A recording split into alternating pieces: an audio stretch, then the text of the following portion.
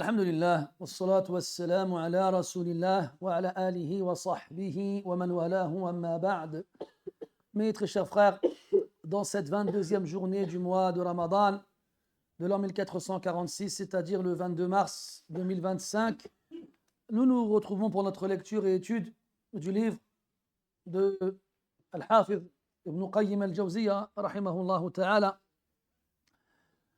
qui s'intitule Madarij al-Salikin, même si le livre que nous avons entre les mains est un résumé de ce livre-là qui va traiter des actions du cœur et des stations par lesquelles celui qui se rend vers Allah Azza wa Jal passe. Et nous sommes depuis quelques séances sur At-Tawbah, le repentir. Et on a vu dernièrement les choses que celui qui est doué de clairvoyance voit lorsqu'il se repent. Et son repentir forcément sera différent du repentir du reste des gens qui vont se contenter de dire « je me repens à Allah » avec sa langue sans rien ressentir avec. Et parmi les choses que le clairvoyant voit lorsqu'il se repent à Allah Azza wa Jal, c'est ce hadith dont on a parlé la dernière fois, comme quoi Allah Ta'ala il est heureux lorsque son serviteur se repent à lui. Plus encore qu'on ne puisse l'imaginer. Plus encore qu'on ne puisse l'imaginer. Puis on avait donné un exemple que l'auteur avait cité, rahimahullah, avec la mère qui gronde son enfant parce qu'il lui a désobéi jusqu'à le sortir de chez elle. Et l'enfant ne sait pas où aller. Il marche un peu quelque part. Il regarde à droite, à gauche, devant, derrière, il n'a nulle part où se rendre. Il ne connaît personne. Il ne connaît que sa maison avec sa mère. C'est sa mère qui depuis toujours s'occupe de lui, l'habille, le nourrit, le soigne, etc., etc. Et là, il a désobéi, il l'a mis en colère. Et à cause de la colère, elle l'a grondé, elle l'a puni et elle l'a sorti de la maison. Alors tout ce qu'il trouve à faire, c'est de revenir devant la porte et de s'allonger par terre en pleurant de tout son cœur et en collant ses joues au pas de la porte jusqu'à finir par s'endormir d'épuisement. Et puis la mère qui revient à son instinct primaire, qui est l'instinct maternel, pense à son enfant, alors elle va ouvrir la porte, elle le trouve par terre, le visage trempé de larmes, endormi de fatigue. Et là, elle se jette sur lui, le prend dans ses bras et l'embrasse. Et l'enfant, il se réveille. Alors, elle lui dit, moi, à la base, c'est l'amour que j'ai pour toi, la tendresse, l'affection. C'est toi qui m'as poussé à mettre de côté mon instinct primaire et à le remplacer par la colère et la punition. Pourquoi ? Parce que tu m'as désobéi. Cette image, bien sûr, on doit garder en tête à côté le hadith qu'Allah Ta'ala a plus de miséricorde pour ses esclaves que la mère ne l'a envers ses propres enfants. Et donc quand on arrive plus ou moins à associer ces sens en se repentant et en implorant le pardon d'Allah Azza wa Jal, alors, et qu'on garde en tête qu'Allah Ta'ala, il est heureux quand nous on revient vers lui. C'est nous, on lui désobéit, il n'a pas besoin de nous. Et pourtant, quand on revient vers lui repentant et regrettant, il est heureux subhanahu wa ta'ala. Donc celui qui garde en tête cela au moment où il désobéit à Allah et qu'il revient vers lui, forcément se repentir, il sera différent. نعود إلى كلام المصنف رحمه الله ثم نترجم ونعلق كالعادة. قال رحمه الله فهذه نبذة يسيرة تطلعك على سر فرح الله بتوبة عبده أعظم من فرح هذا الواجد لراحلته في الأرض المهلكة بعد اليأس منها ووراء هذا ما تجفو عنه العبارة وتدق عن إدراكه الأذهان. Donc il revient au hadith, cet homme-là avec sa monture en train de voyager, sur sa monture, ses provisions, sa boisson, ses bagages, et cette monture elle lui échappe, elle disparaît, il se retrouve seul au milieu de nulle part, sans personne, et là il prend conscience qu'il est voué à une mort certaine. Il trouve un arbre, il s'en rapproche, il s'allonge à son pied, puis en attendant la mort s'endort.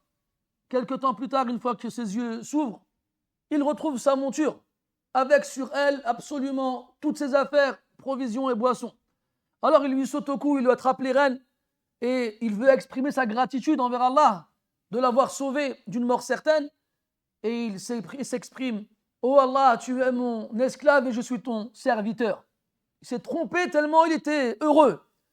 Cette joie qu'on nous décrit ainsi, eh bien celle qu'Allah Ta'ala il a quand on revient à lui après lui avoir désobéi, elle est encore plus grande. Elle est encore plus grande.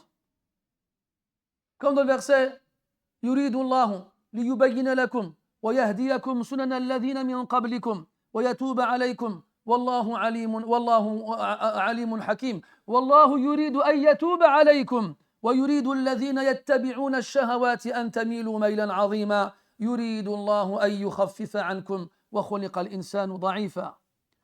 Allah Azza wa Jal, il nous dit dans ces versets qu'il veut nous guider et nous montrer les voies à suivre de la façon la plus claire. Et il veut qu'on se repente à lui. Et il veut qu'on accepte notre repentir. Alors que ceux qui suivent leur passion et leurs désirs veulent que vous les suiviez complètement. Allah veut alléger votre tâche, car certes, l'être humain a été créé faible. Ala ya'lamu man khalaq. Qui sait mieux qu'Allah Ta'ala, le fruit de sa création? Il nous a créés faibles. Il nous a créés avec la shahwa, les désirs et les plaisirs, et cette envie incontrôlable de les réaliser et de les satisfaire. Et il sait que si on pêche, c'est par ignorance. Comme dans le verset: Innama tawbatu ala Allahi lilladhina ya'maluna as-su'a bi jahalah. Ceux qui font du mal par ignorance, parce que quiconque désobéit à Allah est forcément ignorant, quand bien même il serait le plus grand savant de toute l'humanité. Pourquoi? Parce qu'en désobéissant à Allah, tu ignores vraiment ce que tu as accompli. Tu n'ignores pas forcément l'action ni le jugement, mais tu ignores ce que ça va engendrer comme conséquence. Tu ignores, est-ce que ça va être la cause de la malédiction d'Allah sur toi ou de sa colère? Tu ignores si à cause de ce péché que tu viens d'accomplir, les portes du paradis se fermeront devant ton visage le jour de la résurrection. Tu ignores peut-être que ce péché-là fera pencher la balance du côté des mauvaises actions. Tu ignores énormément de choses. Il n'y a qu'un ignorant qui peut désobéir à Allah Azza wa Jalla. Et Allah, il nous a créés avec cette ignorance-là. Innahu kana zaluman jahula. L'être humain, il est certes injuste et il est ignorant. Et then, Allah, il sait comment on est. C'est lui qui nous a créés, subhanahu wa ta'ala. C'est pour ça que quand on se repent avec tous les obstacles qu'il y a dans notre chemin entre nous et lui, et qu'on revient vers lui, Allah, il est heureux. Alors qu'il n'a pas besoin de nous. Il, avec des milliards comme nous, ne changerait rien à son royaume. Et si tous les cœurs des fils d'Adam étaient comme le pire des cœurs des créatures, ça n'enlèverait rien à son royaume. Al-Ghaniyu Al-Hamid. Et donc, quand on se repent et qu'on pense à cela, le repentir forcément il sera différent. Et il nous ouvrira les yeux sur les bienfaits d'Allah Ta'ala sur nous et sur sa miséricorde et sur son pardon et sur le fait qu'il soit indulgent et qu'il ne nous punisse pas tout de suite après qu'on lui ait désobéi. يقول رحمه الله: هذا إذا نظرت إلى تعلق الفرح الإلهي بالإحسان والجود والبر، وأما إلا حتى تعلقه بالهيئة بإلهيته وكونه معبودا فذاك مشهد أجل من هذا وأعظم منه وإنما يشهده خواص المحبين. Donc soit on regarde le repentir que l'on a envers Allah subhanahu wa ta'ala et cette joie qu'il a parce que quand on se repent à lui, ce qui nous montre sa bonté, sa générosité et sa bienfaisance. Mais regardons aussi le fait que ce soit lui qui est adoré et lui qui est au-dessus de ses créatures et lui qui n'a pas besoin d'eux. Allah, il a créé des anges qui ne lui désobéissent pas. Et il a créé un nombre d'anges qui est largement au-dessus du nombre des êtres humains et des djinns. Et ces anges-là, en plus de ne pas lui désobéir, passent tout leur temps à l'adorer subhanahu wa ta'ala. Il n'y a pas besoin. Et même ces anges-là, il n'a pas besoin d'eux non plus. Allah tabaraka wa ta'ala, il a toujours existé. Il a existé avant que toutes les créatures ne soient créées par lui-même. Et depuis toujours, il s'est suffi à lui-même, subhanahu wa ta'ala. Et il subsiste par lui-même. Et rien ne peut subsister sans lui. Al-Hayyu al-Qayyum, subhanahu wa ta'ala. Il n'a pas besoin de nous. Et il n'a pas besoin de nous punir non plus, ou de nous châtier. C'est pour ça qu'il a fait descendre les livres et envoyer les messagers. C'est pour ça qu'il a dressé l'argument devant chacun d'entre nous, pour ne pas que quelqu'un vienne le jour de la résurrection et dise « Je ne savais pas, je ne pouvais pas agir autrement. » Donc on doit regarder dans les deux sens. Cette joie qui est une des preuves, des nombreuses preuves de sa bienfaisance et de sa bonté et de sa générosité et de sa miséricorde, etc. Et aussi du fait qu'il n'ait pas besoin de nous et pourtant, il est heureux de cela. Comme dans le hadith où le prophète nous dit sallallahu alayhi wa sallam que si on se rapproche de lui d'un empan, il se rapproche de nous d'une coudée. Et si on se rapproche de lui d'une coudée, il se rapproche de nous d'une brassée. Et si on vient vers lui en marchant, il vient vers nous en attendant le pas, en accélérant. Alors qu'il n'a pas besoin de nous. On ne rajoute rien à son royaume. Et sans nous, son royaume demeure inchangé. Il n'est diminué en rien. Ça nous montre bien à quel point il est digne de louange, subhanahu wa ta'ala, fi sarra'i wa dharra, dans l'aisance et la difficulté. Et ça, mes frères, cette réflexion, seule l'élite parmi ceux qui aiment vraiment Allah y ont accès. يقول رحمه الله فإن الله سبحانه إنما خلق الخلق لعبادته الجامعة لمحبته والخضوع له وطاعته وهذا هو الحق الذي خلقت به السماوات والأرض وهو غاية الخلق والأمر ونفيه كما يقول أعداؤه هو الباطل والعبث الذي نزه نفسه عنه وهو السدى الذي نزه نفسه عنه أن يترك الإنسان عليه فهو سبحانه يحب أن يعبد ويطاع ولا يعبأ بخلقه شيئا لولا محبتهم وطاعتهم له. Allah tabaraka wa ta'ala a créé l'ensemble de sa création pour l'adorer. Il a créé les anges, il l'adore. Et tout ce qu'il y a dans la création l'adore. وَإِن مِّن شَيْءٍ إِلَّا يُسَبِّحُ بِحَمْدِهِ وَلَكِنْ لَا تَفْقَهُونَ تَسْبِيحَهُمْ. Il n'y a pas une chose dans la création sans qu'elle ne sanctifie son nom et ne le loue, mais vous ne comprenez pas leur formule. أَلَمْ تَرَ أَنَّ اللَّهَ يُسَبِّحُ لَهُ مَنْ فِي السَّمَاوَاتِ وَالْأَرْضِ وَالطَّيْرُ صَافَّاتٍ كُلٌّ قَدْ عَلِمَ صَلَاتَهُ وَتَسْبِيحَهُ. Ne vois-tu pas que tous ceux qui sont dans les cieux et sur terre et les oiseaux en rang dans les cieux sanctifient Allah tabaraka wa ta'ala. Chacun d'entre eux sait très bien comment il implore Allah et comment il le prie. Tout ce qui existe sanctifie Allah tabaraka wa ta'ala. Le prophète sallallahu alayhi wa sallam dit au début de la révélation, lorsqu'il mangeait et qu'il approchait la nourriture de sa bouche, il l'entendait dire subhanallah. Quand il dit sallallahu alayhi wa sallam qu'au début de la révélation, il entendait les arbres et les pierres le saluer. Il a dit aussi alayhi salatu wa sallam inna uhudan la jabalun yuhibbuna wa nuhibbuh. Uhud est une montagne qui nous aime et que nous aimons. Toutes ces choses autour de nous, elles sanctifient Allah subhanahu wa ta'ala. Le prophète nous a dit sallallahu alayhi wa sallam qu'il y avait un prophète avant qui faisait une sieste et qui s'est fait piquer par une fourmi. À cause de la douleur et de la colère, il a demandé à ce qu'on brûle toute la fourmilière. Et Allah Ta'ala, il l'a rappelé à l'ordre en lui disant Halla namlatan wahida. Pourquoi pas seulement une fourmi? Pour une fourmi qui t'a piqué, harraqta ummatan tusabbihu lillah. Pour une seule fourmi, tu as brûlé une communauté entière qui sanctifie Allah subhanahu wa ta'ala. Les fous. Donc Allah nous a créés pour son adoration subhanahu wa ta'ala. Wa ma khalaqtul jinna wal insa illa liya'budun. Et de toutes ces créatures, les seuls qui seront jugés pour leurs actes sont les êtres humains et les djinns, car ils ont accepté cette responsabilité, encore une fois, par ignorance et par injustice. Et cette adoration, elle doit être faite avec amour et dévotion et obéissance. C'est pour cette raison-là, cette réalité et cette vérité que les cieux et la terre ont été créés.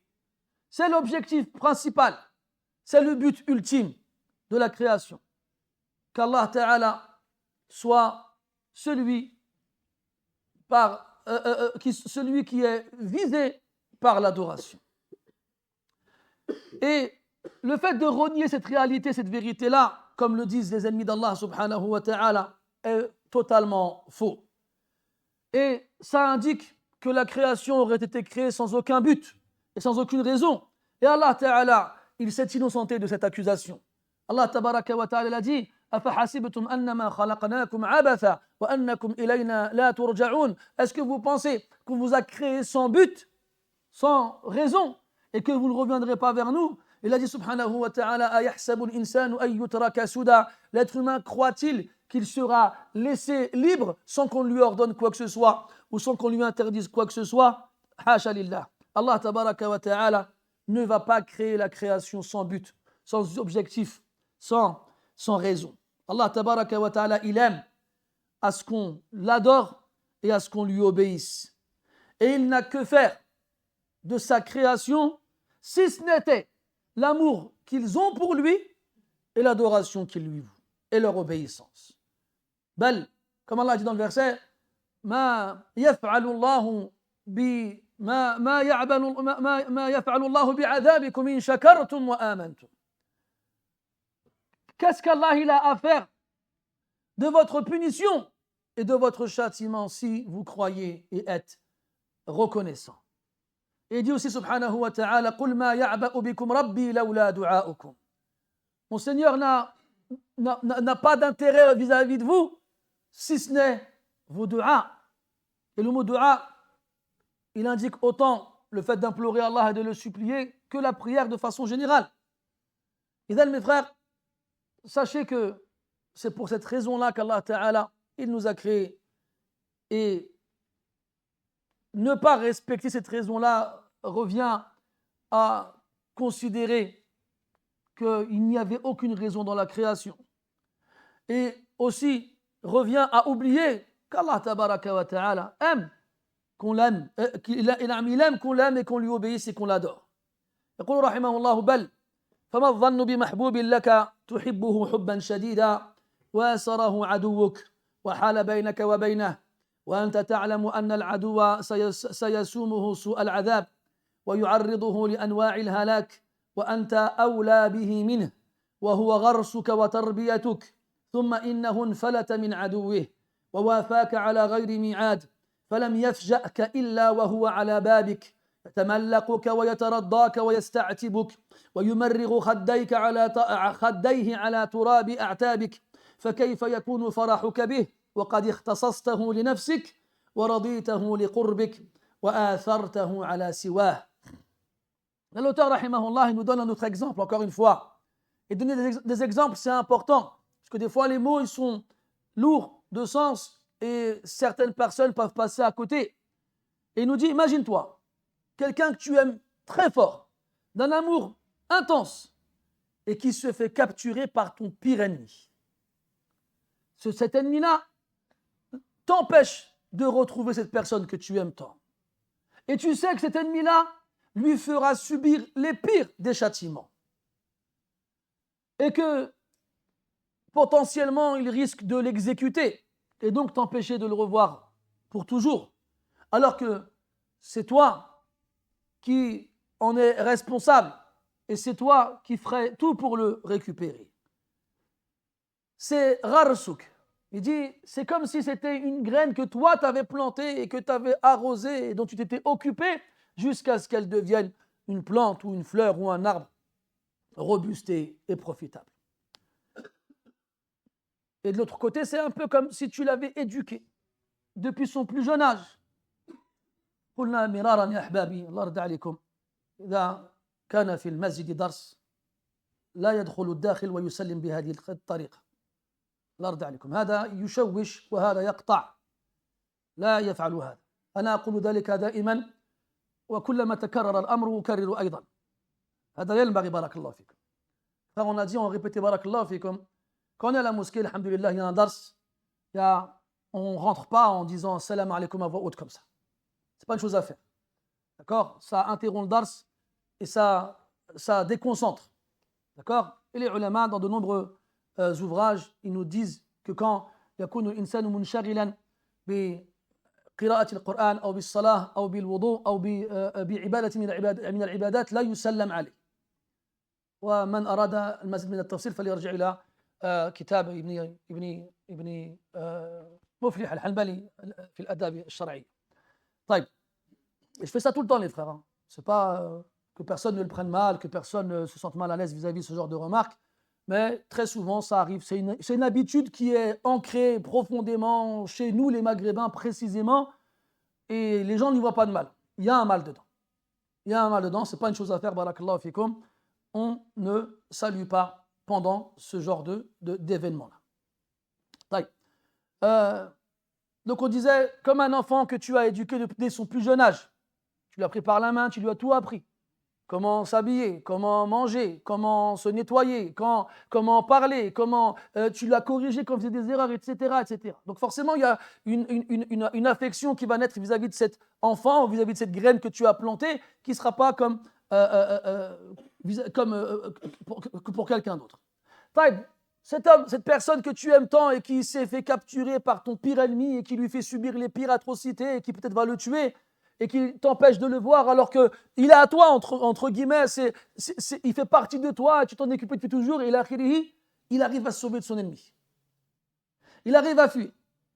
Et il te retrouve sans t'avoir donné de rendez-vous au préalable, à l'improviste. Tu n'es surpris de sa présence qu'une fois devant ta porte. Tu ouvres la porte. Toi, tu es en train de te faire un million de soucis. Qu'est-ce qu'il lui fait? Qu'est-ce qui va lui arriver? Est-ce qu'il va survivre? Est-ce que je vais le revoir un jour? Comment tu vas être à ce moment-là? Et toi, tu ouvres la porte pour aller vaquer à une quelconque occupation et tu le trouves devant toi. Tu le trouves devant toi. Et en plus de ça, au moment où tu ouvres la porte, il commence à te flatter et à te complimenter et à chercher ta satisfaction et à s'excuser pour le mal qu'il t'a fait. Et il se jette à tes pieds et il frotte ses joues au pas de ta porte. Comment va être ta joie à ce moment-là, alors qu'il a cette place particulière auprès de toi? Et que tu es satisfait enfin de le retrouver à ta proximité et que c'est lui que tu préfères sur les autres. Comment tu vas quelle joie vas-tu ressentir à ce moment-là? Et là, de quel ennemi on parle? On parle de Shaitan. Cet ennemi qui fait tout pour nous éloigner d'Allah. Cet ennemi qui fait tout pour nous capturer. Cet ennemi qui fait tout pour faire que notre vie ici-bas et dans l'au-delà soit un éternel un chagrin et une continuelle tristesse. Et Allah tabaraka wa ta'ala, depuis toujours, il t'a créé. Asbara alayka ni'amahu zahiratan wa batinah. Il t'a couvert de ses bienfaits, intérieurement et extérieurement. Tu n'as jamais manqué de rien. Tu as toujours eu tout ce dont tu avais besoin. Et tu l'as fui. Soit tu l'as fui de toi-même, soit on t'a capturé. Et enfin tu reviens. Et tu reviens en implorant son pardon. Et en faisant ses louanges et ses éloges. Alors tu es en mesure, bien sûr, d'imaginer un tant soit peu cette joie qui sera la sienne.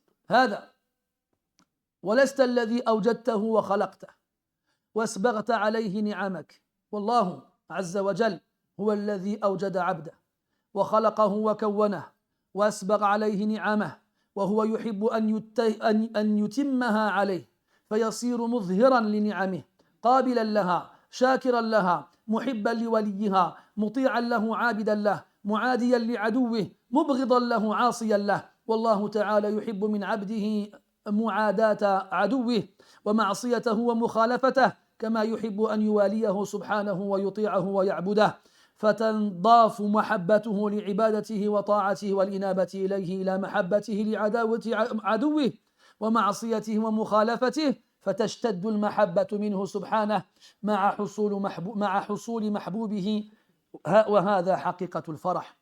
L'image qu'on vient de donner, où on t'a donné un rôle à jouer pour que tu comprennes plus ou moins cette joie, garde en tête que toi, cette personne que tu aimes tant et qui a été capturée et pour laquelle tu t'es inquiété et qui tu as fini par retrouver et pour les retrouvailles, tu as éprouvé cette joie-là, c'est pas toi qui l'as créé. C'est pas toi qui l'as fait exister. C'est pas toi qui lui a donné tous les bienfaits dont il jouit depuis sa création. C'est Allah Azza wa Jal qui l'a créé. C'est Allah Azza wa Jal qui l'a façonné. C'est Allah Azza wa Jal qui l'a couvert de ses bienfaits. Et Allah Azza wa Jal, il aime que les bienfaits qu'il nous offre soient complétés au plus haut point, de façon à ce que celui qui en bénéficie les montre.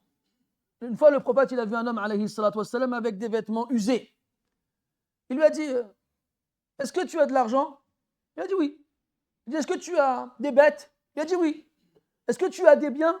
Il a dit oui. En gros, là-bas, c'est quelqu'un, sur le plan matériel, il n'est pas dans le besoin. Alors il lui a dit, alayhi salatu wassalam, inna Allah yuhibbu an yara athara ni'matihi ala abdi. Allah tabaraka wa ta'ala, il aime voir les effets de ses bienfaits sur ses serviteurs. Allah t'a donné de quoi avoir des beaux vêtements, de quoi faire attention à ton apparence. Alors certain, il aime voir les effets de ses bienfaits sur ses serviteurs et il aime qu'on en parle. Wa amma bi ni'mati rabbika fahaddith. Qu'on les voit et qu'on en parle. Pourquoi? Pour qu'on en soit conscient, pour qu'on n'oublie pas et surtout pour qu'on soit reconnaissant. C'est ça le but. Pour ceux d'entre nous qui ont des enfants, ils vont faire les courses, ils leur achètent des vêtements. Et on a tous des enfants, ils aiment bien le pantalon troué, un peu partout en plus. Il le met tous les jours. Il a un vêtement à lui, il a un t-shirt, il est délavé, il sent le roquefort. Tu lui dis, Ouldi, je t'ai rempli l'armoire d'habits. Pourquoi tu mets toujours ces vêtements-là? Toi, tu lui fais la remarque, lui, il ne comprend pas. Et après, tu lui dis cette fameuse phrase qu'on a tous dit à nos enfants, et peut-être qu'on l'a même entendu nous. Il y a des enfants sur terre, ils n'ont pas les vêtements que tu as dans ton armoire. Mais lui, il est immature. Il n'est pas fini. Il ne comprend pas ce genre de langage. Il ne comprend pas ce genre d'analogie. Et nous, on est pareil. C'est pour ça qu'Allah, dans le Coran, il cesse de nous rappeler ces choses-là. Parce que ma takarrara takarrara. Parce que ce qu'on répète sans cesse finit par s'installer dans la tête. Tôt ou tard, ça va te rentrer dans la tête. Tôt ou tard. Il faut répéter, et un jour ou l'autre, il comprendra. Et donc, on est comme ça, on est cet enfant, accroché à certaines choses, alors qu'elles ne sont pas forcément correctes. Et Allah, tabaraka wa ta'ala, il aime qu'on montre ses bienfaits, qu'ils soient visibles sur nous. Quoi, j'ai quelque chose dans le nez? Non? Lui, il m'énerve, putain, il me fait des signes comme ça. En plus, je dois faire en sorte de le comprendre, de ne pas le comprendre. Qu'est-ce qu'il veut dire? Est-ce qu'il veut se gratter lui? Est-ce qu'il montre mon nez? Hein? Depuis tout à l'heure, j'essaie d'interpréter ces signes. Et là, il a pris un paquet de mouchoirs et l'a mis dans sa main comme ça. J'ai dit, regarde comme ça. Donne. Pour te faire plaisir, je vais le prendre, voilà, je vais faire comme ça. Comment? Qu'est-ce que t'en penses? Barakallah fik. Il n'y a que moi qui fais ça, ça existe nulle part sur terre. Donc mes frères, Allah tabaraka wa ta'ala, il aime voir ses bienfaits sur nous. Et il aime qu'on en parle. Et surtout, il aime qu'on exprime de la gratitude et qu'on soit reconnaissant. Il aime qu'on les accepte. Il aime qu'on le remercie. Et il aime que nous aimions celui qui nous en a fait bénéficier. وَمَا بِكُم مِّن نِعْمَةٍ فَمِنَ اللَّهِ. Pourquoi Allah nous dit dans le Coran? Une sourate dans le Coran que les savants appellent sourate Ni'am. C'est laquelle? Nahl, Nahl. Sourate Ni'am. Dans cette sourate, Allah Ta'ala, il nous parle d'énormément de ses bienfaits. Pas de tous. Parce que comme lui-même le dit dans le Coran, on ne peut pas les quantifier. Et donc, tout le Coran, Allah nous parle de ses bienfaits. Et dans cette sourate, Allah nous dit وَمَا بِكُم مِّن نِعْمَةٍ فَمِنَ اللَّهِ. Quel que soit le bienfait que vous ayez, il vient d'Allah subhanahu wa ta'ala.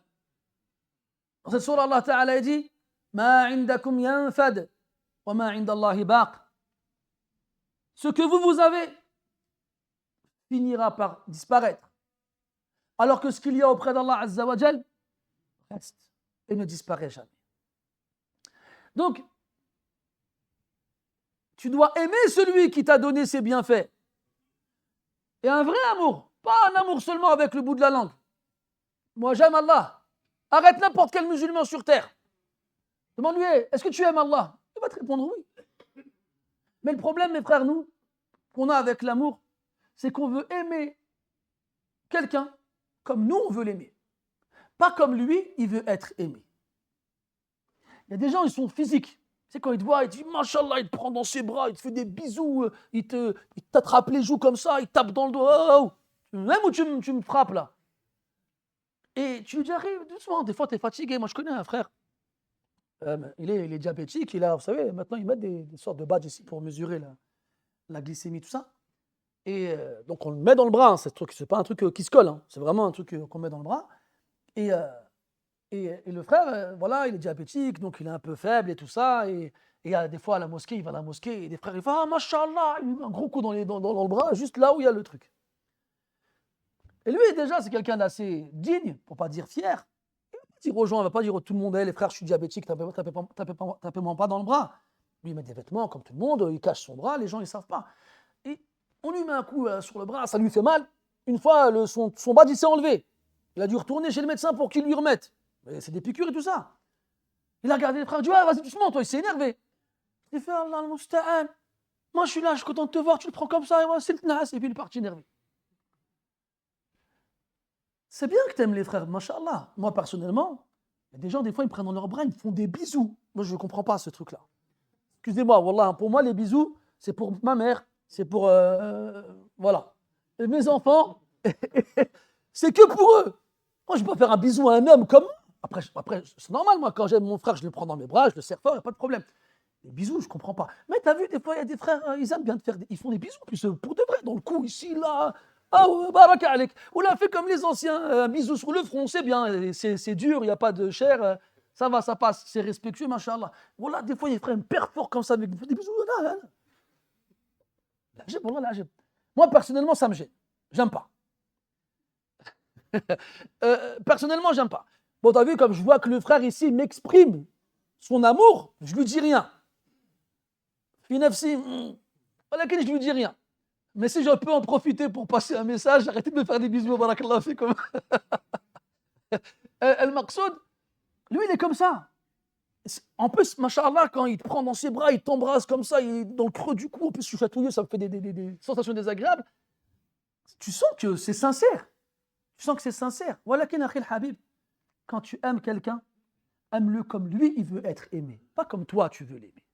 Que tu sais pas, en te comportant avec lui d'une certaine façon, ça peut être contre-productif. Tu risques malheureusement de faire naître chez lui l'inverse de l'amour que toi, tu ressens pour lui.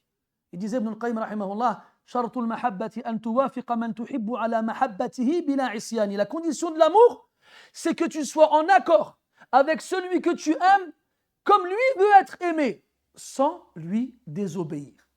Tu ne peux pas aimer quelqu'un qui te demande une chose, tu lui dis non. C'est pas possible, c'est faux. L'autre, il disait quoi? Allah al-Musta'an chatli. Il disait تعصي الإله تعصي الإله وأنت تزعم حبه هذا لعمري في القياس بديع لو كان حبك صادقا لأطعته إن المحب لمن يحب مطيع. Tu désobéis au Dieu et tu prétends l'aimer. Ça, dans la logique, c'est quelque chose de nouveau. Dans la logique, c'est pas normal. Mais si tu prétends ça, alors c'est nouveau.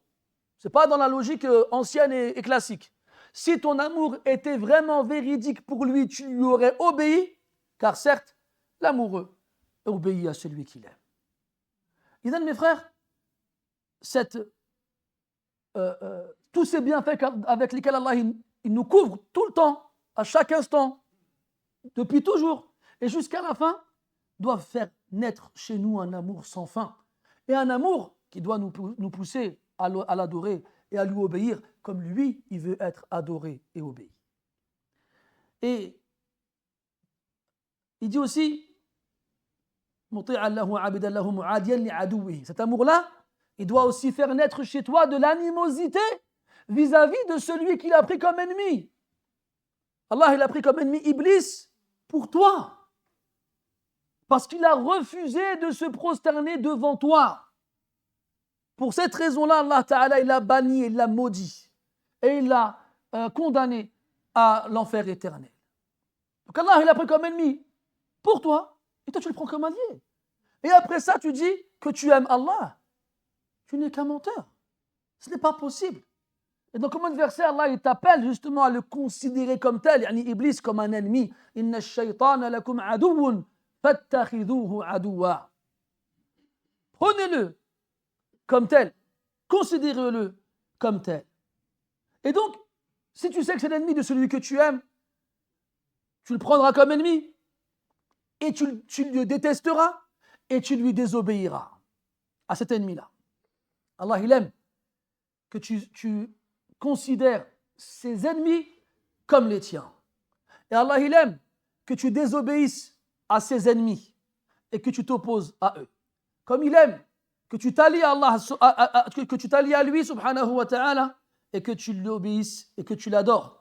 Donc à ce moment-là, quand tu auras compris et assimilé ces choses-là, eh bien, viendra se rajouter à l'amour que tu as d'Allah tabaraka wa ta'ala à travers son adoration et son obéissance, un autre amour qui sera le fait d'aimer, détester ses ennemis. Aimer, détester ses ennemis. Et ça, mes frères, c'est une chose que les êtres humains, ils appliquent depuis toujours entre eux. Ils ont même fait des proverbes. L'ami de mon ami est mon ami, et l'ennemi de mon ami est mon ennemi. Je ne peux pas aimer quelqu'un et considérer être proche de lui, que ce quelqu'un-là, il y a quelqu'un qui le déteste et qui lui fait des problèmes et qui lui cherche des poux dans la tête et que toi, tu vas derrière, après, et tu vas lui dire « Ah, je l'aime bien celui-là ». C'est des choses qu'on n'accepte pas et qu'on ne fait pas. Regardez mes frères, rien que les supporters des équipes de foot. Regardez, quand il y a deux équipes qui s'affrontent, ouais, qui font un match ensemble, il y a des supporters qui viennent supporter leurs équipes et ils ont une haine envers les supporters de l'autre équipe comme on en voit rarement. Ils ne se connaissent pas, ils ne se sont jamais vus. Par exemple, si tu vas à Marseille et que tu aimes les sensations fortes, mets un maillot du PSG. Hein? Mets un maillot du PSG et balade-toi dans la Canebière. Moi, je trouve que ce n'est pas juste. Hein. Parce que des gens qui portent des maillots marseillais à Paris, on en voit plein, personne ne leur dit rien. Mais tu vas à Marseille avec un maillot de PSG, presque on va te tirer dessus. Bon, moi, je m'en fiche. Hein. Je suis ni PSG, ni Marseille, ni quoi que ce soit. Mais je ne cesse de m'étonner devant les réactions de ce genre d'individus. Al-Maqsoud, il voit juste, tu portes le maillot de l'équipe, entre guillemets, ennemie de la tienne, ça a été son ennemi. Direct. Direct.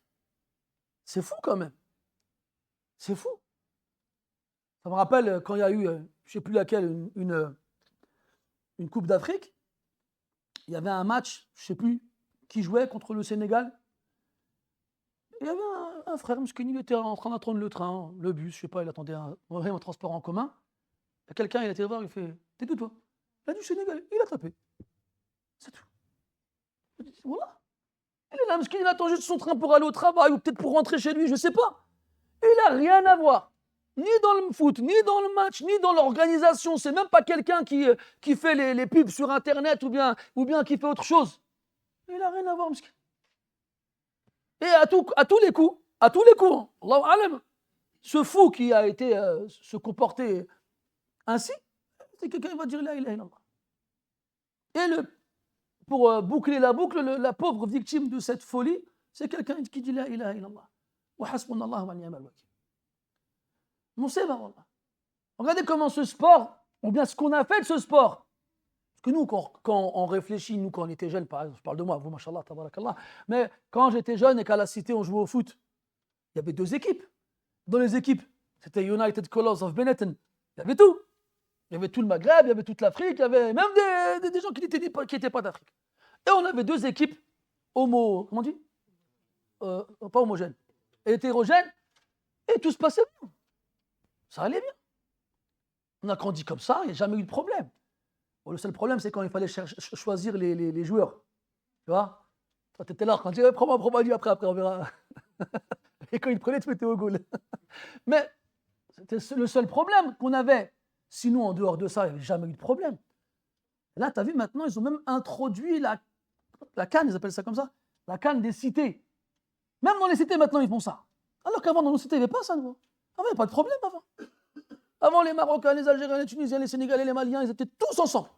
Ils jouaient ensemble au foot, ils avaient leurs équipes au foot ou au basket, il n'y avait aucun problème. Maintenant, ils nous ont mis la CAN dans les cités. Ça fait naître que l'animosité. Tous ces gens-là, ils disent la ilaha illallah, ils se détestent.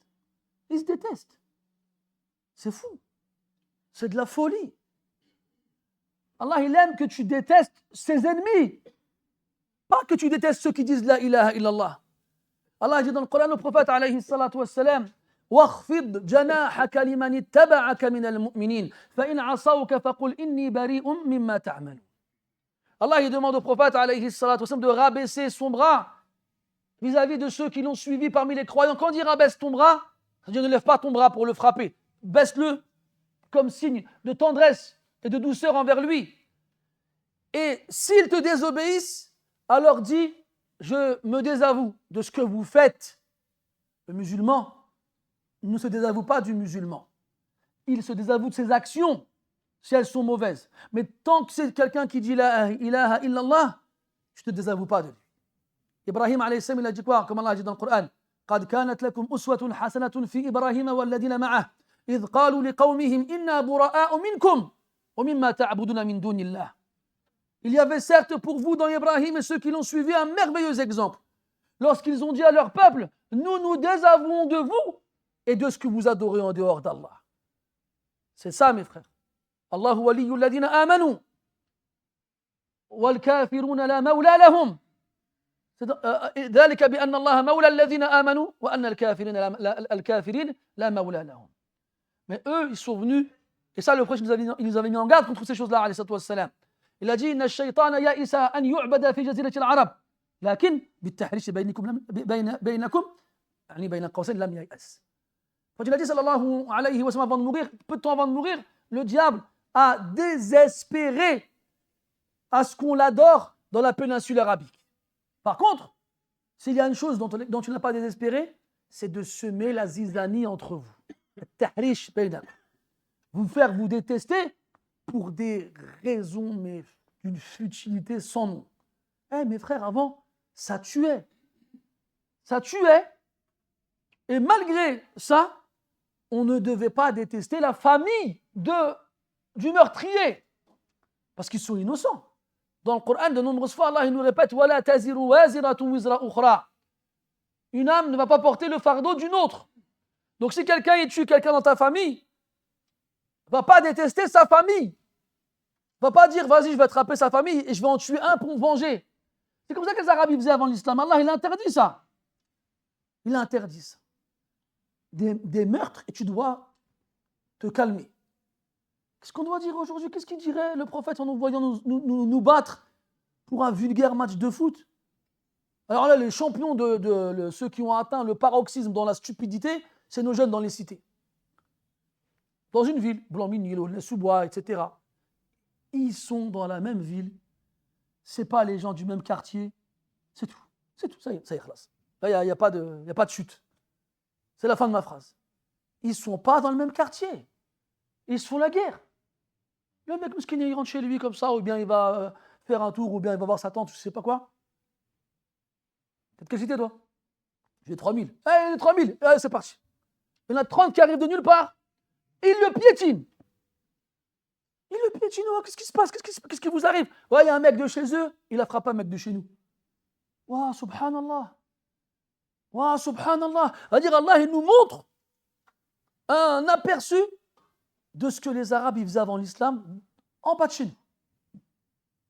Sauf que ces gens-là, ils font ça pendant le ramadan et le soir ils vont tarawih à la mosquée. C'est-à-dire pour lui ce qu'il a fait c'est pas grave. Ça n'est même pas c'est quelque chose qui fait réfléchir, qui se dit ah c'est pas bien ce que j'ai fait, astaghfirullah. Non, il est capable de faire ça. Vous savez, c'est arrivé il y a quelques nuits à Aulnay, où l'autre mosquée, je fais tarawih. Après la prière, il y a un jeune, il sortait de la mosquée, il rentrait chez lui, il s'est fait courser par 30 personnes. 30 personnes. Après, il est revenu à la mosquée, ils l'ont suivi. Il y en avait parmi eux, ils étaient en camis. C'est-à-dire, ils sortaient du tarawih, eux aussi. Ils ont dit, ah, les gars, après tarawih, on fait quoi? Venez, on va en taper un. Ils sont partis. Moussiba, wallah. Moussiba. Il va, il dit Allahu Akbar. Il dit la ilaha illallah. Il dit Amin au dua de l'imam. Et après, il va frapper des gens qui sont musulmans comme lui. Et nous, on assiste à ça, mes frères. On le voit. Et les choses, elles ne vont pas s'arrêter. Tout à l'heure, on parlait de Marseille.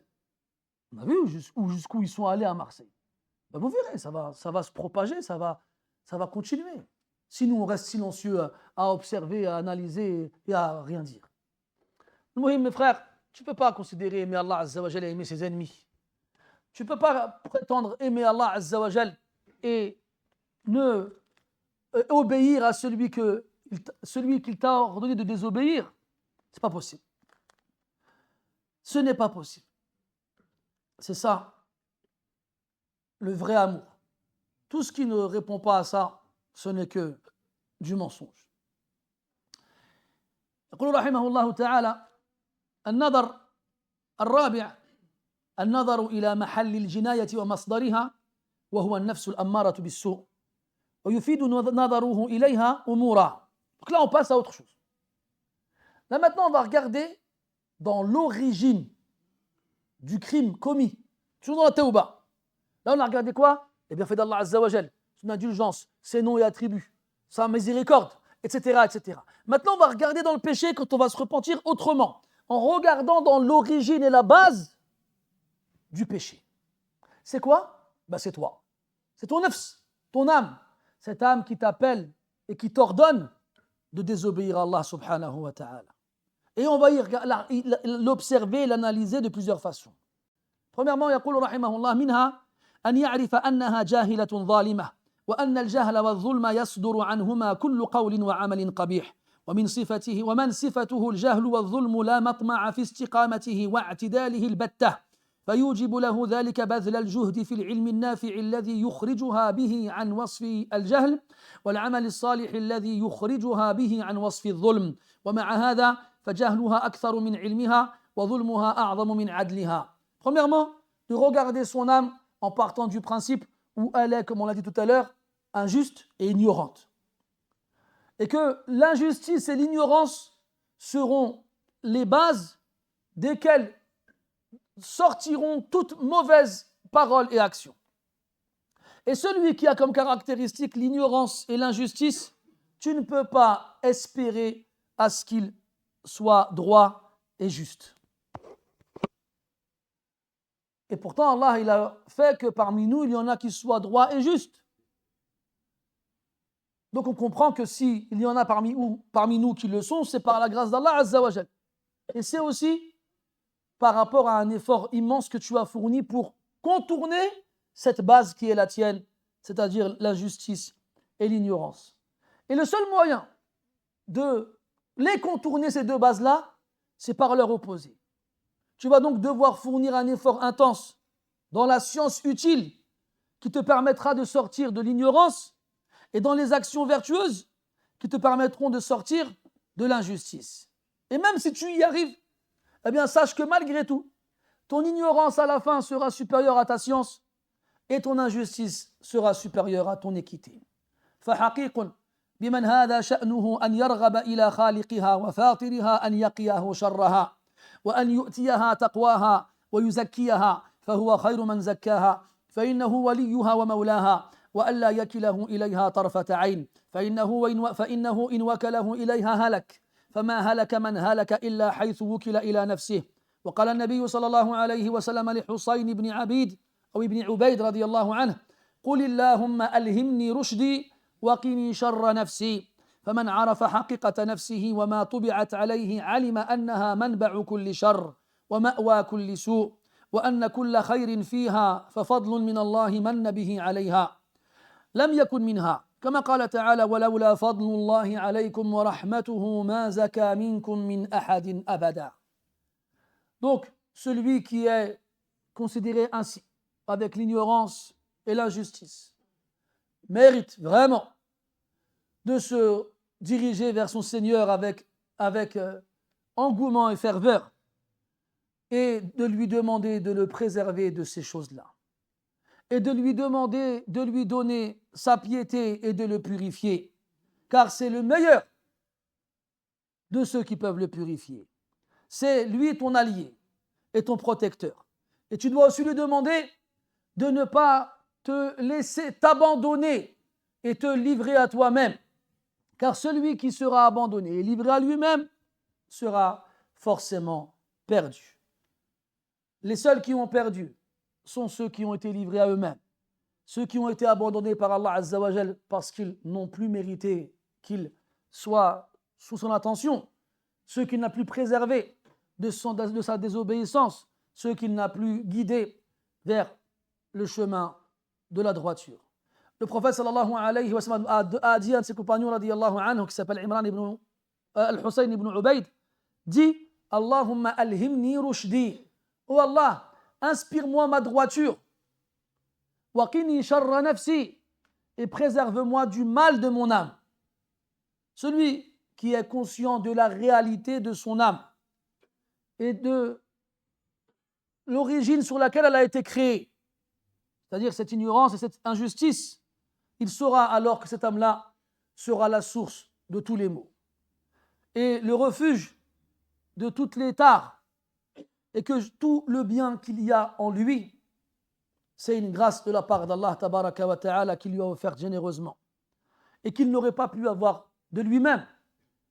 Comme Allah dit dans le verset وَلَوْلَا فَضْلُ اللَّهِ عَلَيْكُمْ وَرَحْمَتُهُ مَا زَكَى مِنْكُمْ مِنْ أَحَدٍ أَبَدًا. Et si ce n'était la grâce d'Allah tabaraka wa ta'ala et sa miséricorde, il n'aurait purifié personne parmi vous jamais. Jamais. Tazkiya en arabe, la purification, et aussi le fait de flatter ou de vanter quelqu'un.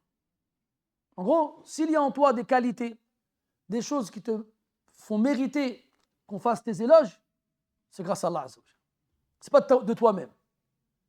Comme un hadith où le prophète alayhi salatu wassalam, il a vu un compagnon qui faisait attention à ses affaires et ne se précipitait pas. Il l'a regardé comme ça, il lui a dit Nafika la khuluqayn yuhibbuhum Allah. Il y a en toi deux caractéristiques qu'Allah il aime, al-hilm wal-anah. L'indulgence ou bien l'intelligence dans le fait de prendre soin de tes affaires, et al-anah, l'absence de précipitation. Tu es posé. Là, le sahabi radiyallahu anhu lui dit Ya Rasulallah, ahuma khuluqani jabalani Allahu alayhima am min indi nafsi. Il dit Ya Rasulallah, ces deux caractéristiques Allah il aime. Est-ce que j'ai été créé avec, ou bien est-ce que c'est des choses qui viennent de moi? Pourquoi tu lui as répondu sallallahu alayhi wa sallam bal jabalaka Allahu alayhima? Non, c'est des choses qu'Allah t'a créé avec. Et là, il y a la question que les savants ont posée. Donc on comprend qu'Allah il a créé certains d'entre nous avec des caractéristiques qu'il aime. Mais pas tous. Comme il dit Abdullah ibn Abbas radiyallahu anhuma, inna Allah qasama al-akhlaq kama qasama al-arzaq. Allah Ta'ala il a partagé les comportements comme il a partagé la subsistance, qu'elle soit physique ou mentale ou autre. Il y en a qui sont grands, il y en a qui sont petits, il y en a qui sont forts, il y en a qui sont faibles, il y en a qui sont solides, etc., etc. Et bien de la même façon, des caractéristiques Allah il aime. Il y en a avec lesquelles Allah il va les créer, et d'autres qui en seront dépourvus. Maintenant, celui qui est créé avec, il n'a pas d'effort à fournir pour les accomplir. Mais celui qui n'est pas créé avec, et qui sait qu'Allah il aime ces caractéristiques-là, il va devoir retrousser ses manches, et il va devoir se forcer à aller à l'encontre de sa nature pour faire à la fin ce qu'Allah Ta'ala il aime.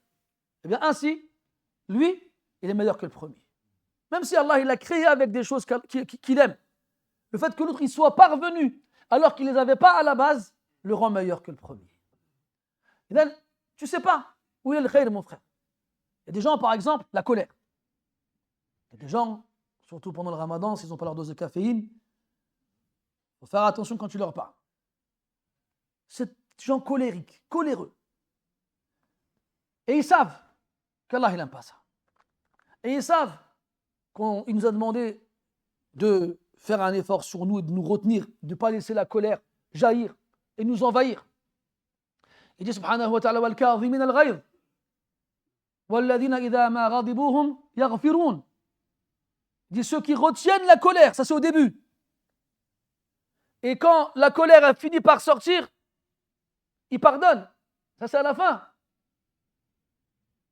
Et le prophète il a dit à un homme sallallahu alayhi wa sallam qui lui a demandé un conseil, la tardab, te mets pas en colère. Il dit d'accord, zidni, et quoi d'autre? Te mets pas en colère. Ok, quoi d'autre? Te mets pas en colère. Et plus l'homme lui demandait autre chose, et plus le prophète lui répétait la même chose, ne te mets pas en colère. Il dit, mes frères, il y a des gens parmi nous très nerveux, très impulsifs, qui réagissent à la moindre chose qui les gêne, et ils savent que ce n'est pas une bonne chose. Alors, ils vont faire un effort sur eux-mêmes. Et ils vont se contraindre à faire l'inverse de leur nature. Ceux-là, masha'Allah, ils vont atteindre un degré que celui qui est calme de nature ne va pas atteindre. Ne va pas atteindre. Et donc, mes frères, tout ça pour dire que celui qui est conscient de la réalité de son âme et du fait que cette âme-là l'appelle au mal et du fait que tous les problèmes qui lui arrivent viennent de cette âme-là et que tout le bien que tu as en toi, parce qu'il y a forcément du bien en toi, mon frère, c'est obligé. C'est obligé. Le prophète sallallahu alayhi wa sallam dit dans un dua, il a dit wal khayru bayna yadayk wa sharru laysa ilayk. Le bien est entre tes mains, s'adresse à Allah azza wa jal, et le mal ne vient pas de toi. Allah il crée le mal, mais pas pour le mal. Il crée le mal pour une finalité noble et louable qui viendra par la suite. Et il ne crée pas le mal pour le mal. Et de là, les savants, ils ont déduit qu'il n'existe pas une créature totalement mauvaise, dans laquelle il n'y a pas une once de bien. Ça n'existe pas. Et a fortiori, toi, musulman, qui dit la ilaha illallah, qui jeûne et qui fait la prière, tu es encore plus susceptible de ne pas avoir de mal en toi qu'un autre. Alors, ne regarde pas des fois ton âme avec un regard désespéré. Il n'y a aucun bien en moi, je suis fichu, ça ne sert à rien. De toute façon, je vais finir en enfer avec Iblis, autant abandonner tout de suite. Non. Quand j'ai dit sallallahu alayhi wa sallam dans un hadith, la yaqulanna ahadukum khabuthat nafsi. Que personne d'entre vous ne dise, mon âme, elle est impure. C'est pas ça. Demande à Allah de te la purifier. Le prophète qui aimait l'âme la plus pure, alayhi salatu wa sallam, il disait, ya Allah, ati nafsi taqwaha, donne à mon âme sa piété, wa zakkiha anta khayru man zakkaha, et purifie-la. Tu es la meilleure de ceux qui la purifient. Anta waliyuha wa mawlaha, tu es son allié et son protecteur. Et garde en tête que s'il y a du bien en toi, walhamdulillah, et c'est le cas, c'est grâce à Allah tabaraka wa ta'ala. Et si Allah il avait voulu, il nous aurait laissé livrer à nous-mêmes avec notre nature, avec notre réalité, l'ignorance et l'injustice, et aucun bien ne serait jamais sorti de nous. وما بكم من نعمة فمن الله. يقول رحمه الله ومنها أن من له باصرة بنفسه وباصرة بحقوق الله تعالى وهو صادق في طلبه لم يبق له نظره في سيئاته حسنة البتة فلا يلقى الله تعالى إلا بالإفلاس المحض والفقر السرف لأنه إذا فتش عن عيوب نفسه وعيوب عمله علم أنها لا تصلح لله وأن تلك البضاعة لا تشترى بها النجاة من عذابه فضلا عن الفوز العظيم بثوابه فإن خلص له عمل وحال مع الله وصفى له معه وقت شاهد منة الله عز وجل عليه به ومجرد فضله وأنه ليس من نفسه ولا هي أهل لذلك فهو دائما مشاهد لمنة الله عليه ولعيوب نفسه وعمله لأنه متى تطلبها رآها وهذا من أجل أنواع المعارف وأنفعها للعبد ولذلك كان سيد الاستغفار اللهم أنت ربي لا إله إلا أنت خلقتني وأنا عبدك وأنا على عهدك ووعدك ما استطعت وأعوذ بك من شر ما صنعت أبو لك بنعمتك علي وأبو بذنبي فاغفر لي فإنه لا يغفر الذنوب إلا أنت.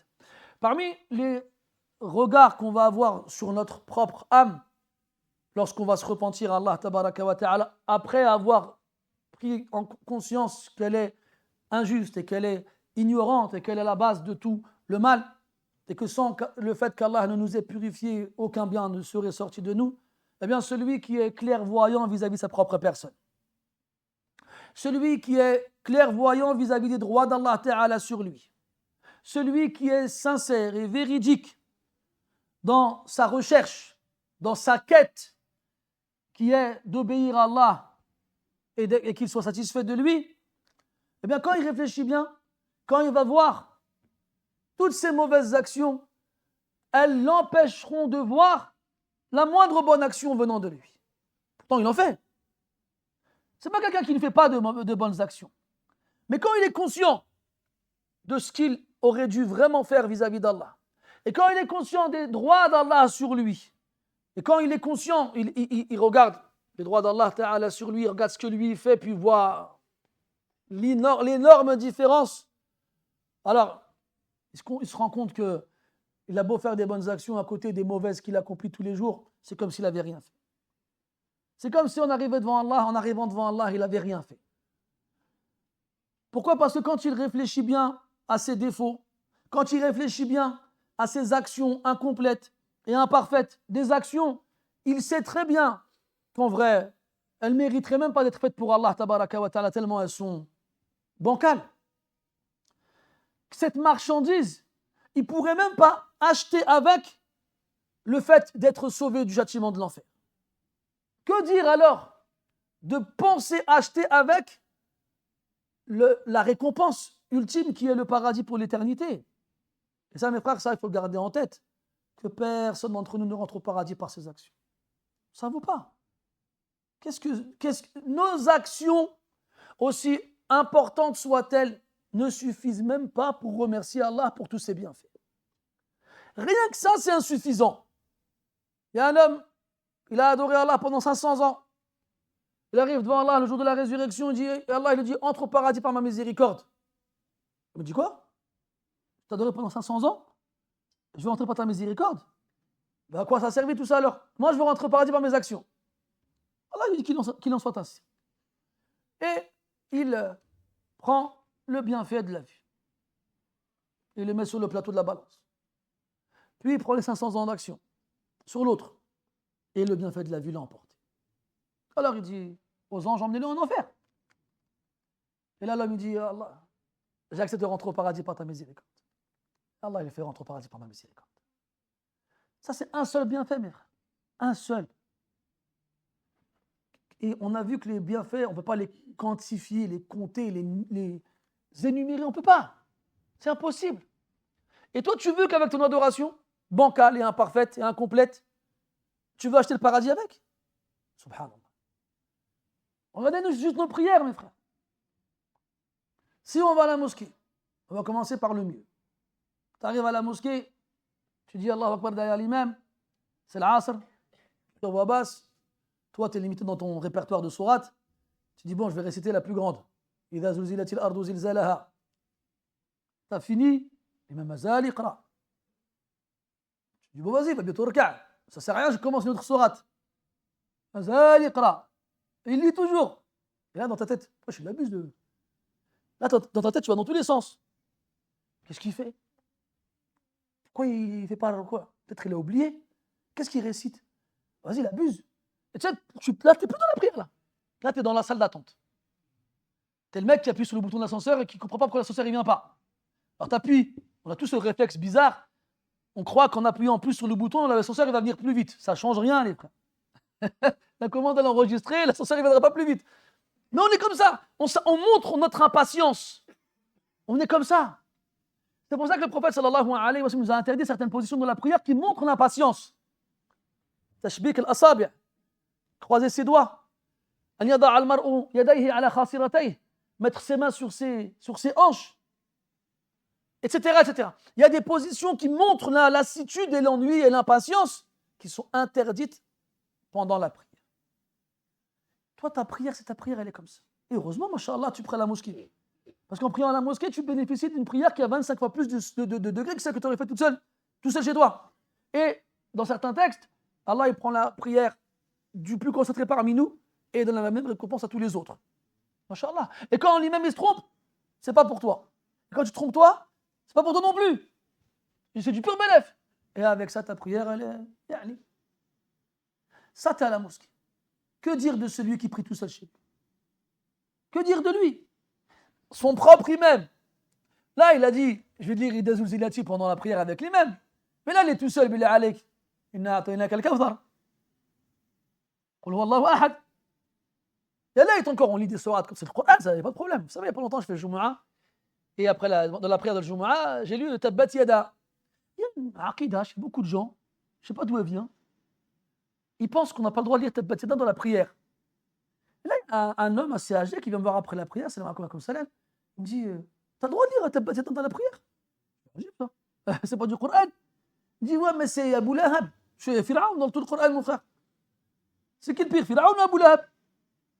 Il me dit, bah, je sais pas, j'ai entendu. Eh ben, t'as mal entendu. Ou bien ceux qui t'ont dit ça, ils se sont trompés. Allahumma sayyiban nafi'a. Et là, mes frères, t'es chez toi tout seul. Tu pries. Ta prière à quoi ressemble? Cette prière-là, tu l'as fait 5 fois tous les jours. Et toute ta vie. Parce que quelqu'un, il peut se lever ici et dire, moi, j'ai déjà fait une prière, du takbir au taslim, pas une seule chose m'a déconcentré. Moi, je peux lever ma main et dire, ça m'est pas arrivé. Et toi, tu veux gagner le paradis avec cette prière-là? Il y a des gens qui vont arriver devant Allah le jour de la résurrection, leur prière, elle sera roulée en boule, elle leur sera jetée au visage. Il y a des gens, la prière, elle les maudit. Wal'iyadu billah. Et ça, c'est nos prières. Le jeûne. On jeûne là.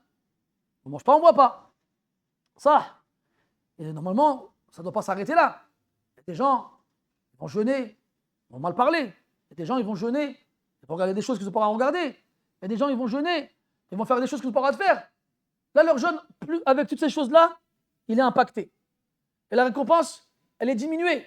La qualité, elle est forcément dévalorisée. Ça, c'est toutes nos actions, mes frères. Toutes nos actions, quelles qu'elles soient. Même des fois, une aumône, on n'est pas capable de la faire correctement. Soit on va s'en vanter, moi j'ai déjà fait une aumône, moi, une fois j'ai donné à quelqu'un telle chose. Ou soit on va s'en servir pour obtenir un bienfait de la part de la personne qui en a bénéficié plus tard. Tu vas le voir un jour avec un bon grec qui dégouline de ketchup. Tu vois, frère, moi tu me donnes la moitié. Vas-y, t'as vu, c'est mon grec. Je ne te rappelle pas la dernière fois quand je t'ai donné une aumône? Il va s'en servir pour tirer quelque chose. Et il va l'annuler. Etc, etc, etc. Nos actions, elles sont bancales. Et pourtant, on espère nous en servir pour entrer au paradis. Mais est-ce qu'elles servent déjà à échapper au châtiment? Mes frères, personne ne rentre au paradis par ses actions. Si ce n'est par la miséricorde d'Allah subhanahu wa ta'ala. Mais cette miséricorde, elle se mérite. Et pour la mériter, il faut obéir à Allah et l'adorer. وَرَحْمَتِي وَسِعَتْ كُلَّ شَيْءٍ فَسَأَكْتُبُهَا لِلَّذِينَ يَتَّقُونَ وَيُؤْتُونَ الزَّكَاةَ إِنَّ رَحْمَةَ اللَّهِ قَرِيبٌ مِنَ الْمُحْسِنِينَ. Allah dit dans le Coran, la miséricorde d'Allah, elle est proche des bienfaisants. Et il dit, ma miséricorde, elle est plus large que toute chose. Mais je ne la prescrirai qu'à ceux qui ont été pieux et qui se sont purifiés à travers leur obéissance. Et donc, quand tu es conscient de tout ça, s'il te reste des actions, comment tu vas les regarder ces actions-là? Avec quel regard? Tout ce que tu verras, mon frère, c'est les bienfaits d'Allah Ta'ala sur toi. Ces actions-là qu'on fait, malgré le fait qu'elles soient incomplètes ou bancales, ou à revoir, il les accepte. Et il nous récompense. Il nous donne une récompense largement supérieure à ce qu'on a fait. Comme il nous pardonne d'un pardon largement supérieur au péché qu'on a accompli. Et donc, à la fin, on se rendra compte que même à travers nos actions, on verra que la grâce d'Allah Ta'ala sur nous. Et on verra que sa miséricorde. C'est lui qui nous a permis. Les gens du paradis, quand ils rentreront au paradis, ils diront Alhamdulillahi alladhi hadana li hadha wa ma kunna linahtadiya lawla an hadana Allah. Si on est arrivé au paradis, c'est juste parce qu'Allah nous a permis d'y entrer et il nous a guidés. Et s'il ne nous avait pas guidés, on n'aurait jamais pu y aller. Jamais. Donc tu vas voir ça. Tu vas te rendre compte que tout ce que tu peux faire, c'est même pas de toi en fait. Ça ne vient pas de toi. Toi, tu n'as aucun mérite dans cela. Donc, tu ne cesseras de voir les bienfaits d'Allah Ta'ala sur toi. Et tu ne cesseras de voir tes défauts et tes manques dans ton âme. Et normalement, quand tu es conscient que tu as un défaut, tiens, on va prendre l'exemple de Ilès. Un défaut physique. Je parle de moi, pas d'Ilès. Tu vois, nous, quand on sort, quand le matin, on se réveille, on a le visage froissé comme ça. On ne va pas sortir comme ça. On va dans la salle de bain, on va se laver le visage, et puis on va regarder dans le miroir. S'il n'y a pas des trucs qui restent, qui ne devraient pas rester, tu fais attention. Et pareil pour les vêtements que tu vas porter. Tu vas faire attention à ce qu'ils soient propres, qu'ils sentent bon, qu'ils ne soient pas déchirés, qu'ils n'aient pas un défaut quelconque. Des fois même, je ne sais pas si ça t'est déjà arrivé, pour moi ça m'arrive souvent, quand je rentre chez moi, que je me déboutonne le qamis, je me rends compte que j'ai sauté à un trou. Je fais, ah, chip. Et là, à ce moment-là, je me dis, oh là, je suis sûr qu'il y en a un, il a grillé. Il y a des gens, ils ont des Sharingan, c'est des snipers, ils captent le moindre truc qui ne va pas. Et même nous, moi, quand je faisais avec nos enfants, on le fait ça. Nos enfants, quand ils vont boutonner leur manteau, quand ils vont commencer à le faire eux-mêmes, ils vont toujours rater un bouton, ils vont. Et toi, tu vas le faire, viens, viens. Après, tu lui enlèves et tu lui remets, tu lui dis, Allah, chez Baraka. Tu fais attention au moindre défaut. On est comme ça. C'est aussi instinctif, c'est naturel. On aime être élégant, on aime plaire. Et comme dans le hadith, Allah, il est beau, il aime la beauté. Et donc, si jamais il y a un défaut qui échappe à ta vue, quelqu'un il vient te voir, il dit, Akhi, t'as un truc dans les dents. Ah, barakallahu fik. Tu fais comme ça. Tu lui en es reconnaissant. Et quand tu viens, tu parles aux gens, tu leur fais des sourires à $1000 et tu as du qsbour dans l'entredent. Et les gens, c'est comme ça, ils disent, Machallah. Et puis quand tu rentres chez toi, ils disent, oh là, il n'y en a pas un, il m'a dit, tu as du qsbour ici. Ça te gêne. Tu te sens mal à ce moment-là. Ça, c'est notre apparence physique. Que dire alors de ce qu'on est vraiment à l'intérieur? Ça devrait être la même chose. Parce qu'on a tous des défauts, mes frères. Moi, le premier. Et moi, plus que vous. Et quand on est entouré par des musulmans sincères et honnêtes et francs qui veulent notre bien, prends par la main et dis, viens, il faut que je te parle. Dans mon bureau, le coin là-bas. Tu sais, Akhi, des fois, tu fais ci, tu dis ci, ou bien tu fais ça, ou tu réagis de cette façon. Akhi, ça, c'est pas une chose à faire. Par contre, fais attention. Quand tu veux faire un conseil de ce genre-là, il faut que les critères ils soient corrects. C'est pas ce que toi tu vois ou ce que toi tu penses. Toi, excuse-moi, avec toute la gentillesse que je peux avoir vis-à-vis de toi, on s'en fiche. C'est qala Allah, qala Rasoul. C'est pas toi qui choisis ce qui est bien de ce qui n'est pas bien. Ça, Allah, il a déjà fait pour nous, subhanahu wa ta'ala. Donc si, par rapport à ce qu'Allah il a dit, j'ai un manque, viens me voir et dis-le moi. Mais toi, tu penses que c'est pas une bonne chose, on a tous des avis différents. Je me rappelle, une fois, j'étais invité dans une mosquée, j'ai fait une conférence, et puis, vous avez vu, je suis un peu blagueur, un peu. Donc voilà, machallah, il y avait du monde dans la mosquée, j'en ai profité de temps en temps pour faire des petites blagues, pour faire rire les frères. Après, il y a un frère, il vient me voir, il me fait, je peux te faire une nasiha, je te fais il me dit, tu sais, c'est pas bien de trop rire. Ça durcit le cœur. Je fais, tu sais, c'est vrai, il y a un hadith qui dit ça. Dans ce hadith-là, il n'y a pas de limite, en fait, dans le sens où on ne dit pas à partir de là, tu as trop ri. Parce que ça, c'est quelque chose de nisbi. Ce n'est pas tout le monde pareil. Il y a des gens, ils vont rire un peu, leur cœur va durcir. Il y a des gens qui vont rire beaucoup, leur cœur ne va pas durcir. C'est un équilibre. Il disait Mohammed ibn Sirin, rahimahullah ta'ala, kana yadhaku bin nahar wa yabki bil layl. Il disait, Mohammed ibn Sirin, rahimahullah ta'ala, c'est quelqu'un, il riait le jour, et il priait, et il pleurait la nuit. Et des exemples chez les salafs, en veux-tu, en voilà. Ce n'est pas des choses qui sont inconnues. Maintenant, même chez les savants, on a des savants qui sont, on va dire, assez sérieux, qui ne vont pas trop rire, et d'autres, machallah, qui quand ils le peuvent, ils saisiront l'occasion pour détendre l'atmosphère avec une petite anecdote marrante. Comme c'était le cas de Yazid ibn Harun, rahimahullah ta'ala, un des professeurs de l'imam Ahmed, qui était connu pour toujours alimenter ses assises avec des histoires qui font rire. Mais il respectait tellement l'imam Ahmed que quand il le voyait dans l'assise, pourtant c'était son élève, hein, il ne faisait pas de blagues. Et Yazid ibn Harun, rahimahullah ta'ala, il était aveugle. Et une fois, l'imam Ahmed était dans son assise et il ne savait pas. Il a fait une blague. Et là, l'imam Ahmed, il a fait comme ça. Ahmed Moujoud, il a dit à quelqu'un à côté, il fait Ahmed, il est là? Oui, il est là. Pourquoi tu ne me l'as pas dit avant, comme ça, je n'aurais pas fait ma blague? Non, mais frère, tranquille. Hein. Il n'y a pas l'imam Ahmed, on est d'accord ici. Et ben, et puis on sait, je vous vois. Des frères, des fois, ils baillent, ils se frottent les yeux, ils commencent à disparaître. Il sort son téléphone, il prend son mushaf. Je sens que la lassitude s'installe. Et des fois, si tu ne mets pas une petite blague par ici, il y a quelque chose qui va le faire remonter à la surface, tu le perds. Ce que je veux dire, en gros, quand tu vois que ton frère il a un défaut, que ce défaut il est réel, conseille-le et dis-lui. Et s'il le prend mal, et l'âme elle est comme ça, elle n'aime pas qu'on lui fasse des reproches, ben, ce n'est pas quelqu'un qui a compris les choses. C'était un salaf qui disait Rahimallahu rajulan ahda ilayya uyubi. Qu'Allah fasse miséricorde à quelqu'un qui m'offre mes défauts. On est imbu de nos propres personnes. Nous, on la voit qu'avec des yeux admiratifs. On n'arrive pas à voir nos défauts. Donc, si ton frère ne te le dit pas, comment tu vas le savoir? Le prophète dit sallallahu alayhi wa sallam al-mu'minu mir'atu akhih. Le croyant est le miroir de son frère. Ce miroir que tu regardes pendant je ne sais pas combien de temps, à l'affût d'un truc dans tes dents, dans tes narines ou ailleurs, ton frère, c'est ton miroir pour ton toit intérieur. Quand ton œuf, ça t'empêche de voir tes propres défauts. Et quand il vient te voir et qu'il te les donne, sois reconnaissant.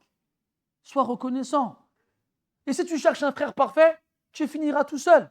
Comme il disait aussi, Salaf, man talaba akhan bila aib, baqiya bila akh. Celui qui recherche un frère sans aucun défaut, il restera son frère. Et puis quoi, tu crois que tu n'as pas de défaut, toi? Si tu, sous prétexte que chaque fois que tu vois un défaut chez ton frère, tu l'abandonnes et le quittes, bah tu vas te retrouver tout seul. Jaza'an wifaqa. Et pire que ça, tu risques de tomber dans l'orgueil et de te sentir meilleur que les autres. Parce que tu penses que tu es trop bien pour qu'ils aient le droit à t'accompagner. Et donc, ces choses-là, mes frères, nous ouvrent les portes à des connaissances très profitables pour chacun d'entre nous. Et c'est le sens qu'on a dans la meilleure formule pour demander pardon à Allah Ta'ala. Sayyidul istighfar, dans laquelle on demande, on reconnaît cette demande de pardon. تضمن هذا الاستغفار الاعتراف من العبد بربوبيته وإلهيته وتوحيده.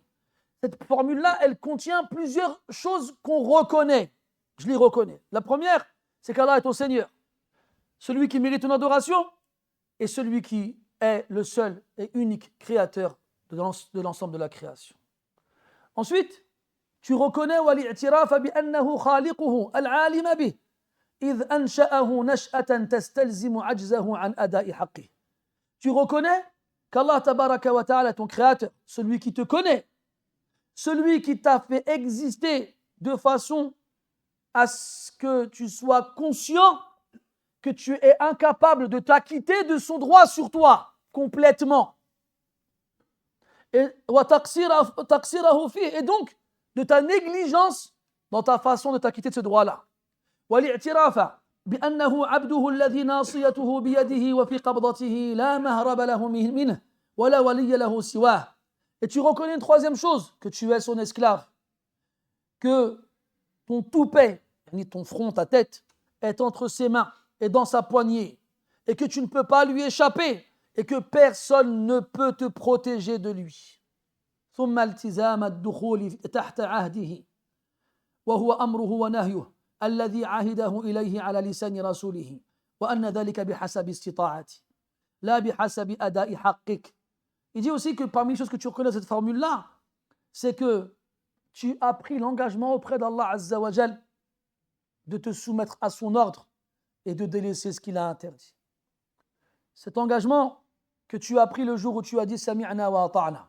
Allah dit subhanahu wa ta'ala Wadhkuru ni'matallahi alaykum wa mithaqahu alladhi wathaqakum bihi idh qultum sami'na wa ata'na wattaqullah inna Allaha alimun bidhati as-sudur. Et souvenez-vous les bienfaits d'Allah Ta'ala sur vous et cet engagement que vous avez certifié vous-même auprès de lui le jour où vous avez dit Sami'na wa ata'na. On a entendu et on a oublié. Et on a obéi. Lapsus révélateur, Allah alam. Wattaqullaha inna Allaha alimun bidhati as-sudur. Et craignez Allah, Allah sait ce qui se cache dans les poitrines. Et tu es conscient que cet engagement que tu t'es engagé de respecter, tu ne peux le faire qu'avec ta capacité. C'est limité à ta capacité. Et que tu ne pourras pas t'en acquitter totalement. فإنه غير مقدور للبشر وإنما هو جهد المقل وقدر الطاقة. C'est pas possible pour les créatures de s'acquitter du droit d'Allah sur nous complètement. C'est impossible. Et ce qu'on fait, quoi qu'on fasse, si on passe notre vie entière dans l'obéissance d'Allah Azza wa Jal, juhdul muqil. Ce n'est que l'effort de quelqu'un qui ne peut pas faire plus. Ça ne veut pas dire que c'est beaucoup. Si une fourmi, elle se bat toute sa vie pour pousser, je ne sais pas moi, un poids de 50 kilos, elle n'y arrivera pas. Pourtant, toute sa vie, elle se sera efforcée de le faire, même si elle s'épuise à la tâche. Mais à la fin, elle n'aura rien fait. Eh bien, c'est à peu près la même chose. Eh bien, ومع ذلك فأنا مصدق بوعدك الذي وعدته لأهل طاعتك بالثواب ولأهل معصيتك بالعقاب فأنا مقيم على عهدك ومصدق بوعدك. Malgré ça, tu reconnais que tu ne seras jamais capable de t'acquitter du droit d'Allah sur toi complètement. Eh bien, tu reconnais aussi et tu crois en sa promesse. Cette promesse qu'il a faite aux gens de son obéissance avec la récompense. Et cette menace qu'il a faite aux gens de sa désobéissance avec la punition. Et que tu essayes de rester sur cet engagement-là tant que tu le peux. Et du mieux que tu le peux. Et que tu crois en cette promesse-là. ثم الاستعادة والاعتصام بك من شر ما فرطت فيه من أمرك ونهيك. Ensuite, dans cette formule-là, tu demandes à Allah de te protéger et de t'accorder la réussite pour ne pas tomber dans le mal dû à ta négligence vis-à-vis de son ordre et de ses interdictions. فإنك إن لم تعذني من شره وإلا فإنك إن لم تعذني من شره وإلا حاطت بي الهلكة. Si Allah ne te protège pas de ton propre mal, alors tu es voué à la perte. فإن إضاعة حقك بسبب الهلاك. C'est en gâchant le droit d'Allah sur toi que tu as ouvert les portes de la destruction sur toi. وأنا أقر. Dans cette formule aussi, tu reconnais. وأنا أقر لك وألتزم بنعمتك علي وأقر وألتزم بذنبي. Je reconnais tes bienfaits sur moi comme je reconnais mes péchés et ma désobéissance envers toi. فمنك النعمة والإحسان والفضل ومني الذنب والإساءة. De ta part, la bienfaisance et la grâce, et de la mienne, les péchés et la malfaisance. فأسألك أن تغفر لي بمحو ذنبي وأن تقيني من شره إنه لا يغفر الذنوب إلا أنت. Je te demande alors de me pardonner en effaçant mes péchés et en me préservant de mon propre mal, car personne d'autre que toi ne pardonne les péchés. Ces sens-là qu'on vient de donner sont présents dans la formule Allahumma anta rabbi la ilaha illa ant, que vous connaissez tous sans le moindre doute. فلهذا كان هذا الدعاء سيد الاستغفار. C'est pour ces sens-là que cette formule-là est la meilleure formule pour demander à Allah pardon. إذ هو متضمن لمحض العبودية, parce qu'elle contient l'adoration pure et complète dans son ensemble. فأي حسنة تبقى للبصير الصادق مع مشاهدته عيوب نفسه وعمله ومنة الله عليه. Quelle bonne action il va te rester quand le clairvoyant va penser à tout cela tout en étant conscient de ses défauts et de ses manques face au bienfait d'Allah subhanahu wa ta'ala. Vous savez, Salafi disait, quand tu fais du bien, oublie-le. Ne compte pas dessus. Et efforce-toi d'en faire toujours plus, peut-être que dans tout ce que tu as fait, Allah va en accepter une. Salafi disait, rahimahumullah, si Allah a accepté de moi ne serait-ce qu'une prosternation, ce serait meilleur pour moi que ce bas monde et ce qu'il contient. Ils m'ont dit pourquoi? Il a répondu parce qu'Allah dit dans le Coran, Innama yataqabbalu Allahu minal muttaqin. Allah n'accepte que de la part des muttaqin. Donc si Allah accepte quelque chose de toi, c'est que forcément tu fais partie des muttaqin. Donc ne te repose pas sur tes lauriers. Ne dis pas j'ai prié, j'ai jeûné. Dis-toi j'ai rien fait. Oublie. Imagine-toi, tu viens d'arriver aujourd'hui, fit dunya, et que tu n'as rien avant toi. Alors efforce-toi au maximum de faire le maximum. Peut-être dans tout ça, Allah va accepter quelque chose. Donc quand tu fais du bien, oublie-le. N'y pense pas. Et continue. T'arrête pas. Quand tu fais du mal, ne l'oublie pas. Pense-y.